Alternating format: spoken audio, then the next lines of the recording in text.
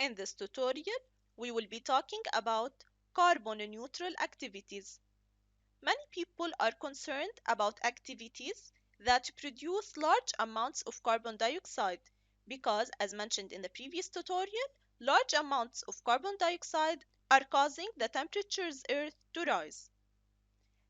One example about activities producing large amounts of carbon dioxide is airline flights. For example, a flight from London to Paris produces about 350 kilograms of carbon dioxide per passenger, which is a large amount of carbon dioxide, of course, and this amount of carbon dioxide is a result from burning hydrocarbon fuels.